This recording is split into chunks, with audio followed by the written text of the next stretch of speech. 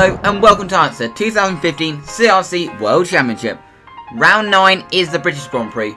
With it being one of the most popular venues on the calendar, this circuit is well known for its vast atmosphere and its fast sweeping corners, particularly the Maggots-Beckett's Chapel complex, which make it a favourite among drivers. Qualifying saw Alex Moores take his 5th pole of the season so far, edging out Will Essie by over a tenth of a second. However, the latter had a 10-place grid penalty from Valencia. This promoted Hannah Duran for the front row in second, with Duran's teammate Chantal Hawk qualifying in third, ahead of the two Masterforce cars of Dan Millett and Toby Jones in 4th and 5th, with the two Guindanas of Kieran Hardy and Jack Baldwin lining up in 6th and 7th respectively. Lucas Quintanilla once again starred in the DMAD, as he was able to qualify in 8th ahead of Maxim Dragala, who starts in 9th for CGP, with James Humphreys rounding out the top 10.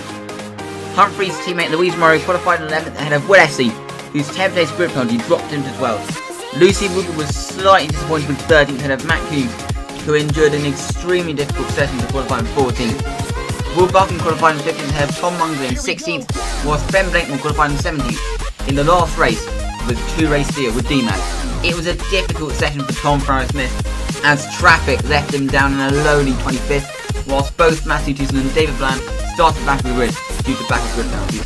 30 minutes prior to this race, all CRC drivers took part in a 5-lap salute to honour former Marouge F1 driver Joel Bianchi, who had died 2 days prior to this race. Countdown to the start and they're off. Chantal Hawk got the best initial launch and easily got the jump on her teammates. Toby Jones had passed both Miller and Duran at Abbey on the clean side of the track.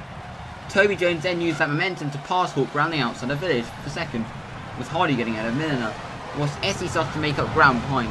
There was drama going into Luffield, however, as Louise Morrow clouted the curb too heavily, sending the RTS driver into the gravel. There was more chaos at the beginning of lap 2, as contact from Lucas Quintanilla sent Jack Baldwin into a spin at Village, and he was collected by the Baronasso of Will Buchan, resorting the Guindana driver to the sidelines. Will Essie was continuing his charge to the field, as with the aid of DRS, he was able to breathe past Maxim Dragala for 7th. Essie then latched onto the train, which was being led by the Masterforce of Toby Jones, who was struggling for race pace. With all the drivers in front being able to use DRS, overtaking was not going to be easy for the championship leader.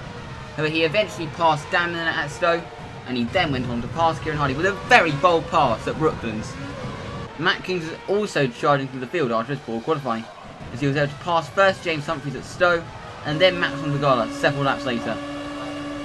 Alex Moores had started to pull a gap to the cars behind, as he was constantly setting fastest laps, proving he was once again the man to beat.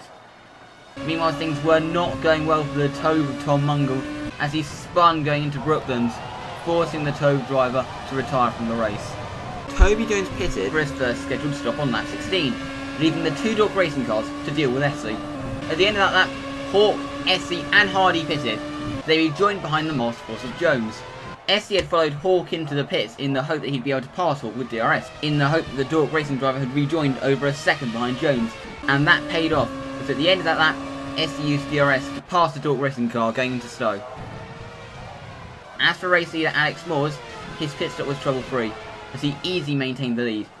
Staying out late for Duran had not worked, however, as she had dropped behind both Hawk and Essie. The same could also be said for Coombs, as he had dropped behind Wondragala. However, it wasn't long before he made light work of the CGP racing driver. Essie's charge, however, would be temporarily halted, as on lap 20, he made a mistake whilst trying to pass Jones and hit the back of him, sending the Masterforce driver into a spin and dropping him to 7th. Essie had also dropped to 6th as a result, and his chance of the result took a huge blow when the stewards shortly handed him a 10-second time penalty as a result of the incident. 5 laps later, Duran also was to earn herself a time penalty, this time in the form of a 5-second penalty, as an over-ambitious move on her teammate Hawk sent both wide, dropping Duran to 3rd and Hawk to 6th. Duran, however, wasted no time and was able to make a pass on Hardy for 2nd stick at Brooklands. Essie was down to pass Miller with an identical move at Stowe to the one he pulled off earlier. Meanwhile, in the battle for 12th, a dramatic moment occurred as an over-ambitious manoeuvre on Oscar Minto at Brooklands sent Ben Blakemore into a spin. Meanwhile, Toby Jones was struggling with the damage that was sustained in the incident with Essie. He would then lose 8 to the Coomchippy of Matt Coombs. The incident with Jones would come back to bite Essie in his second pit stop, as he had to be held in his box whilst damage from the incident was repaired, dropping him behind both Milner and Coombs. Jones would also have to be held in his box as a result of the damage from the incident, dropping him to 10th. Lucas Quintanilla was putting his former teammate Max Dragala under all sorts of pressure. He made a move stick, but that would be short-lived as his race would end thanks to his 1RC engine giving up the ghost, ruining a good chance of points for the Brazilian. Kieran Hardy then attempted to pass it around at Brooklands, but he was strung to that Nishantana of Chloe Carter, causing Milner to get alongside. The pair drove side by side into Maggots, with Hardy getting ahead. Sharma and Duran then had a coming together at Village, causing a mini pile-up behind. Somehow, everyone maintained position. A few corners after that, Hawk was able to pass Milner. Meanwhile, in the battle for 10th, Matthew Tewson, who had fought his way through the field, had latched onto the back of the RTS of James Humphreys, and it wasn't long before he passed him with a textbook pass at Stowe. On the final lap, Alex Moores completed his dominant performance to collect his 3rd consecutive win. It was a perfect weekend for Alex, collecting pole position, fastest lap, and remaining untouched at the whole race to win his home Grand Prix. Hannah Duran crossed the line to finish in 2nd, however her 5-second time penalty dropped her to 6th. This promoted Kieran Hyde to 2nd and teammate Chantal Hawk to 3rd. Dan Milner pulled off a decent performance to finish in 4th, ahead of Matt Coombs, who once again demonstrated Coombs to be strong race pace, finishing 5th from 14th on the grid. As mentioned before, Hannah Duran's 5-second time penalty dropped to 6th, ahead of Wesley, who had passed Coombs on the final lap. However, his 10-second time penalty prevented that from counting and suspended him to 7th. Toby Jones was disappointed with 8th after his very strong start, and after the race, the Masterforce driver made the announcement that he'd be moving to Coombs next year.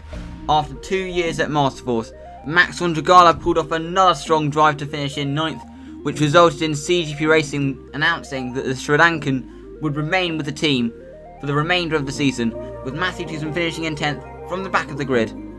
It was a disappointing race for Baroness though, as Lucy Wood could only manage 11th and Will Buchan only 16th after the incident with Baldwin. James Humphreys finished in 12th ahead of Ben Blakemore, who finished in 13th in his last race of his 2-race deal before Dan Phillips rejoins the team for the remainder of the season in Hungary. In the driver's standings, Alex Morse has now taken the lead of the championship by 16 points as a result of his win. Having dropped to 2nd, Wood SC now can be desperate to bounce back after a tough past few races. Chantal Hawk still remains best of the rest in 3rd, ahead of Toby Jones in 4th and Hannah Duran in 5th, whilst Dan Milner's 4th place moves him up into 6th in the standings. Matt Coombs and Kieran Hardy have also made gains, as their strong results have moved on to the 7th and 8th respectively, whilst at the back end of the top 10, Lucy Wood and Max Hewson are tied for 9th place on 38 points. In the constructors' standings, Yanata can now have an 83-point lead over their nearest rivals Dork, and definitely look on course to comfortably take the Constructors' Championship. Masterforce still remain in 3rd ahead of Coombs TP, who have now repassed Baronassa for 4th in the standings, whilst Gindana still lie in 6th, just 2 points behind the Italian outfit. HWR, Speedtech and Shantana still remain on the starting block, with the latter hoping that their up-and-coming B-Spec car will elevate them up the order. The next race will be the Hungarian Grand Prix. You can watch that race live as it happens. Just simply head to this YouTube channel on the 2nd of August and follow the links to the live broadcast. The times for the race will be confirmed on the CRC site at sharkracing.wix.com/official and the CRC Twitter at twitter.com/CRCRacing1 on the Wednesday before the race. On the CRC Twitter you can also find links to qualifying, practice and support race streams. We hope you enjoyed today's highlights. We'll see you next time for the 10th round of the 2015 CRC World Championship.